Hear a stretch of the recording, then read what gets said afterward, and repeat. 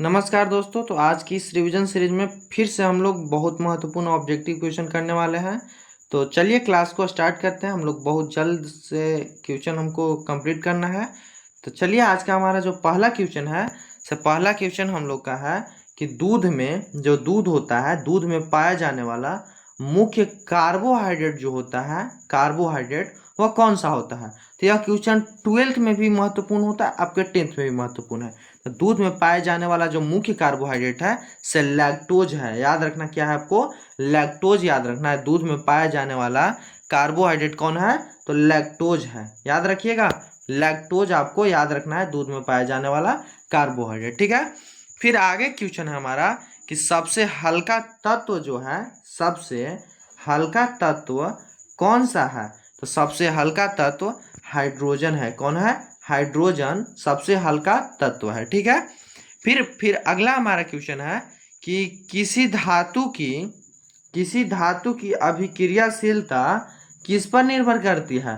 तो किसी धातु की अभिक्रियाशीलता इलेक्ट्रॉनिक विन्यास पर निर्भर करते हैं। कौन सा, इलेक्ट्रॉन विन्यास पर, इलेक्ट्रॉनिक हो जाएगा, इलेक्ट्रॉनिक विन्यास पर किसी धातु की अभिक्रियाशीलता निर्भर करती है। ठीक है, याद रखिएगा।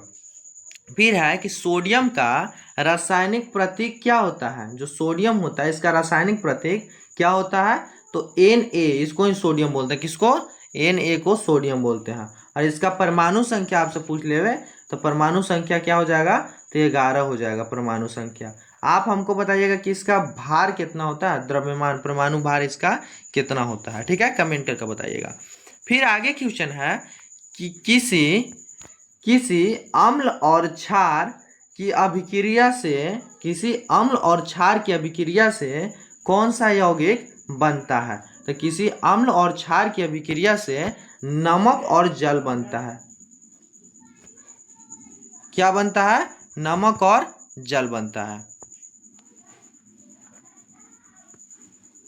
फिर आगे क्वेश्चन है कि रक्त का जो रक्त होता है, से रक्त का लाल रंग किसके कारण होता है।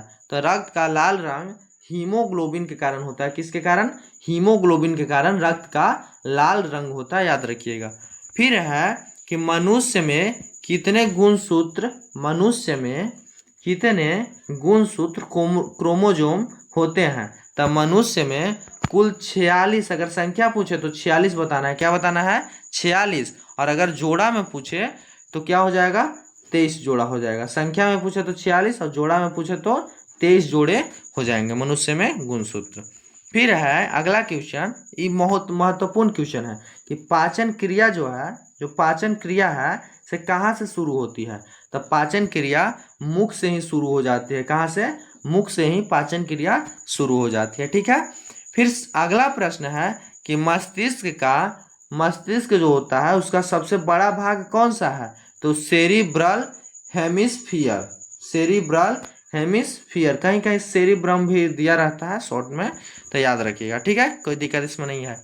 फिर है कि पौधों में जल परिवहन किसके द्वारा होता है। तो पौधों में जो जल परिवहन है से आपका जाइलम के द्वारा होता है। किसके द्वारा, जाइलम के द्वारा जल का परिवहन होता है। और भोजन का परिवहन फ्लोएम के द्वारा होता है। ठीक है, फिर अगला हमारा क्वेश्चन है कि दर्पण में, जो दर्पण होता है से दर्पण में बनने वाला आभासी प्रतिबिंब कैसा होता है। तो दर्पण में बनने वाला आभासी प्रतिबिंब सीधा और वस्तु के समान होता है, सीधा और वस्तु के समान होता है। ठीक है, फिर है कि विद्युत धारा की इकाई, विद्युत धारा की इकाई क्या होती है, इकाई यानी मात्रक होता है। विद्युत धारा की मात्रक क्या होती है। तो विद्युत धारा की मात्रक एम्पियर होती है। क्या होता है, एम्पियर, जिसको ए से रिप्रेजेंट करते हैं। और विद्युत धारा को आई से रिप्रेजेंट करते हैं। क्या से, आई से रिप्रेजेंट, माने संकेत, आई से इसका संकेतन होता है विद्युत धारा का। ठीक है, फिर अगला क्वेश्चन है कि कौन सा लेंस होता है से दूरदृष्टि दोष को ठीक करने के लिए प्रयोग किया जाता है। तो दूरदृष्टि को दूर करने के लिए उत्तल लेंस को, और अगर निकट दृष्टि दोष रहे तो अवतल लेंस का प्रयोग करते हैं। किस लेंस का, अवतल लेंस का। दू से याद रखिएगा ऊ, दू से क्या ऊ, दूर बोले तो उत्तल, नी से अ याद रखिएगा अवतल, ठीक है ना। ठीक है। फिर अगला क्वेश्चन है कि चुंबकीय बल की दिशा जानने के लिए कौन सा नियम प्रयोग किया जाता है। तो फ्लेमिंग के बाएं हाथ का नियम का यूज किया जाता है, सॉरी, फ्लेमिंग के वाम हस्त यानी बाएं हाथ के नियम का प्रयोग किया जाता है चुंबकीय बल की दिशा को जानने के लिए। तो चलिए मिलते हैं अब अगले क्लास में। और अगर आपको इसका नोट लेना होगा तो आप हमारे व्हाट्सएप ग्रुप में जुड़ सकते हैं, जिसका लिंक चैनल का डिस्क्रिप्शन में या वीडियो के डिस्क्रिप्शन में भी दिया हुआ है। तो तब तक के लिए जय हिंद, जय भारत।